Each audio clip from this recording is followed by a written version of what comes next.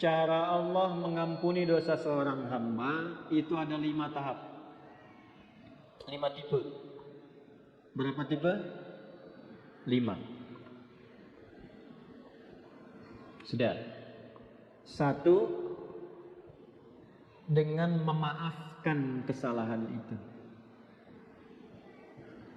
Sifat Allah yang memaafkan kesalahan hamba disebut al-afu. Ya. Misal subuh tadi jam berapa? Lumayan ya. 4:35. Terus ada orang yang sholat subuhnya jam 5:34. Waktu subuh 4:35, sholat subuh 5:3. Salah tidak? Salah. Dosa tidak? Belum tentu. Kalau memang bangunnya kesiangan. Tuh. Dan memang tidak niat bangun kesiangan. Ada yang niatnya bangun kesiangan, malamnya begadang, nonton bola, menang, menangis deh, ya. Jagoan kalah, bangun kesiangan. Nah, dia bangunnya terlambat, salah, karena tidak tepat waktu, tapi belum tentu dosa. Maka dimaafkan oleh Allah kesalahan itu, ditunaikanlah sholat tepat saat bangunnya. Ya. Jadi kalau Anda terlalu lelah dengan beban kehidupan, kemudian tertidur cukup dalam, ya, lalu bangun tiba-tiba jam 8, walaupun keterlaluan sebetulnya. Bangun, ingat sholat. Nah, sholatlah saat bangunnya. Jadi jam subuh Anda itu pindah saat bangunnya. Ingat ya, waktu sholat orang yang ketiduran adalah saat bangunnya. Saya pernah punya pengalaman di Libya. Lagi ngisi ceramah menjelang buka. 5 menit lagi tinggal buka. Tiba-tiba jemaah angkat tangan dalam sesi pertanyaan. Ustadz, apa hukumnya orang yang puasa tapi tertinggal sholat? Saya tanya balik. Contohnya gimana Pak? Tadi saya subuh bangun kesiangan. Saya menilai bahwa sholat subuh saya sudah lewat. Jadi karena menyimpulkan sudah lewat waktu subuhnya, kehilangan waktu sholat. Dia tetap puasa tapi nggak sholat subuh. Zuhur sholat, asar sholat, maghrib belum karena nunggu buka. Maka bagaimana statusnya, status puasanya? Maka saya jawab, Pak, sekarang ambil wudhu, sholat subuh sekarang. Ya, betul, qadanya saat itu, saat waktu ingatnya di situ sholatnya. Jelas? Nah, itu salah, tapi belum tentu mengandung dosa karena ketidaktahuan. Karena lupa jadi salah. Kan lupa itu suka menyebabkan orang tidak ingat kan? Nah, ketika orang tidak ingat berpotensi salah.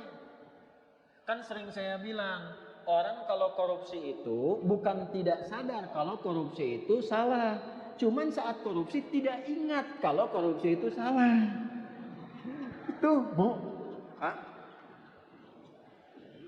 Ini kalau tertukar sendal pulang dari sini, ada ngambil sendal punya orang lain, bukan tidak tahu itu teh punya orang. Cuman tidak ingat saat dipakai itu punya orang. Nah, lupa itu nasya, salah itu akhta'a. Saya lupa, nasitu, saya salah, akhta'tu. Kita lupa, nasina, kita salah, akhta'na. Rabbana la tu'akhidna in nasina au. Nah, itu. Ya Allah, kalau kami lupa dan dengan lupa itu salah, mohon jangan hukum. Kata Allah, saya maha pemaaf, saya maafkan kalau kamu memang sadar itu salah. Karena itu jawaban pertamanya wa'fu anna. Al-afu. Subuh 4:35, salat 5:34. Terlambat karena sengaja, bukan karena tertidur. Nonton aktivitas begadang, tidak ada perlunya. Udahlah, sampai situ aja gitu ya. Tiba-tiba terlambat, salah. Dosa tidak? Iya, karena sengaja berpotensi menunda waktu salat. Nah, itu ada kesalahan. Kesalahannya disebut apa? Dzambun. Bisa tulis supaya lebih terlihat. Dzambun itu, maaf, salah yang mengandung unsur dosa. Sengaja menunda sholat, terlambat, dzambun. Allah tidak ingin hambanya pulang ke akhirat bawa dosa. Maka diturunkanlah sifat yang kedua, namanya Ghafir. Apa namanya? Ghafir. Ada surah ke-40, surah Ghafir. Lihat ayat ketiga. Ghafiri dzambi. Ghafir dipasangkan dengan dzambun. Ghafiri dzambi wa qabilit taubi. Ini Ghafir. Ini al-afu. Sudah terlambat, ngajak orang lain terlambat. Yuk nonton dulu, udah sholat nomor 2, nonton nomor 1. Maka berubah namanya dari dzambun jadi dzunubun. Jamak. Dzambun, dzunubun.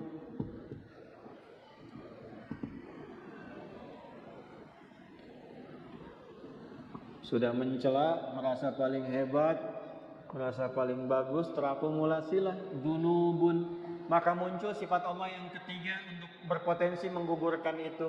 Namanya Ghaffarun. Ghaffar. Apa namanya? Di dalam surat apa? Surat Nuh ayat berapa? Ayat 10. Faqultu astaghfiru rabbakum innahu kana ghaffara. Kenapa menggunakan ghaffara tidak ghafira? Karena umatnya Nabi Nuh sudah terakumulasi kesalahannya. Sudah mengancam Nabi Nuh, sudah nuduh Nabi Nuh, menjelek-jelekan Nabi Nuh, ngusir Nabi Nuh, menantang azab. Maka diturunkanlah kalimatnya bukan ghafir tapi ghafar. Sudah terlambat sholatnya, ngajak orang lain gak ke masjid, mencela orang yang ke masjid. Ayo tuh orang nonton heula, sholat tuh, dah sholat nomor 2 tuh. Isin aku itu ke masjid, dia mah soleh wungkul. Nah, paham? Ya? Maka yang keempat ini ditambah ada zolimnya. Namanya dzunubun ma'azulmi. Dzunubun ma'azulmi. Dzunub dan zolim. Apa dalilnya? Contoh Quran surah 2 Al-Baqarah. Ayat berapa? Ayat 114 misalnya. Wa man azlamu zalim. Wa man azlamu mimman mana'a masajidallahi ay yudhkara fiha ismuhu wa sa'a fi kharabiha. Paham? Tidak. Siapakah kata Allah? Nih nanya sama kita. Pertanyaan ini nggak usah dijawab karena Allah sudah maha tahu. Namanya pertanyaan retorik. Pertanyaan retorik itu pertanyaan yang diajukan untuk menggugah kita supaya mikir, bukan supaya jawab. Seperti khatib Jumat nanya kepada jamaah. Sudah menerangkan, dia tanya, apakah jamaah semua masih merasa beriman? Jangan dijawab, masih. Nah, ini masalah. Saya pernah khutbah Jumat tuh, satu daerah di desa, ya kan? Bukankah Bapak ini semuanya beriman kepada Allah? Betul. Itu pertanyaan retorik. Allah nanya kepada kita, gak usah dijawab, supaya kita mikir. Maksudnya begini, kalian ini kenapa sih sudah berbuat banyak dosa masih zalim juga? Di antara perbuatan zalim dan banyak dosa, satu, ada yang sifatnya tentang ibadah di masjid. Orang yang mencegah orang ke masjid, sengaja menjatuhkan orang supaya keluar dari masjid, memfitnah ulama supaya tidak ada di masjid. Tuh. Itu namanya dosa akumulatif plus perbuatan zalim. Syirik, inna syirka la zulmun azim. Syirik masuk kategori ini nih. Syirik itu zalim. Ya. Hati-hati ya, yang kecil yang besar sama saja. 7 dosa besar nomor satunya syirik. Baik langsung atau menggunakan perantara. Langsung mengatakan semua agama sama, menuju pada Tuhan yang sama, cuma caranya beda-beda. Itu syirik lisan.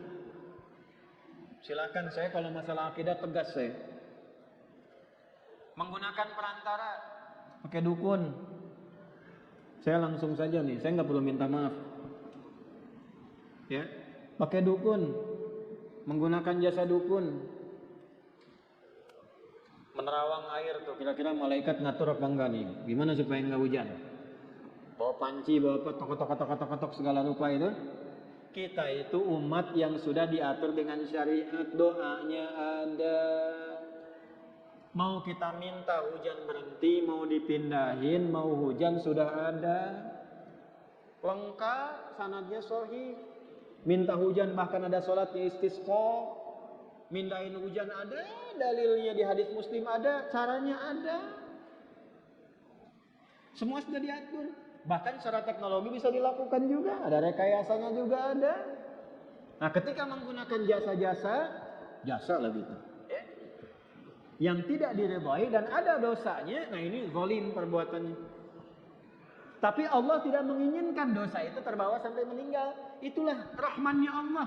Jadi Anda bayangkan Pak, Ibu, Allah saja pada orang yang syirik masih memberikan waktu sampai meninggal supaya tobat dengan rahmatnya.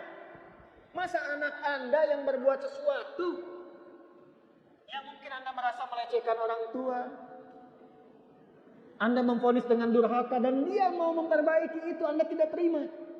Allah masih terima. Anda bukan Tuhan, sudah tidak mengakui sebagai anak. Di mana rahmatnya? Nah ini ya. Coba nanti di ujungnya indah sekali. Maka yang keempat namanya Ghafurun. Apa namanya? Ghafur.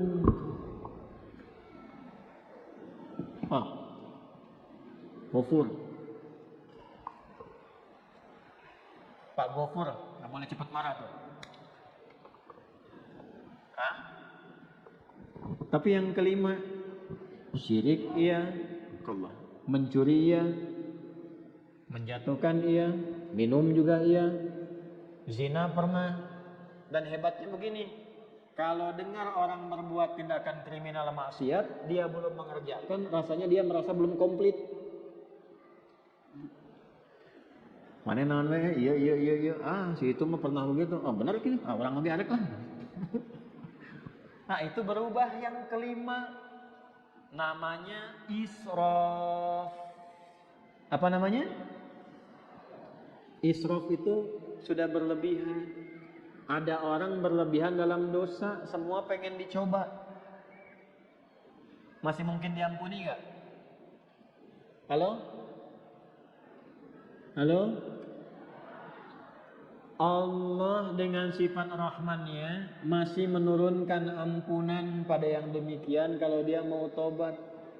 Inilah yang kelima puncaknya. Ketika Allah ingin mengampuni dengan sifat kelima ini, tidak digunakan al-afu, tidak digunakan turunan dari kata ghafara, baik ghafir, ghafar ataupun ghafur, tapi yang kelima langsung disebutkan rahmatnya. Rahmat. Dengan sifat rahmannya langsung disebutkan kata rahmatnya, rahmat. Dosanya israf. Bahkan rahmatnya dilekatkan dengan sifat Allah pemiliknya. Ya, pakaian nisbah. Rahmat itu punyaku. Maka dengan rahmat yang aku punya, semua rahmatku aku punya nih. Aku tawarkan kepadamu ampunan supaya engkau tobat dari dosa yang kau kerjakan itu.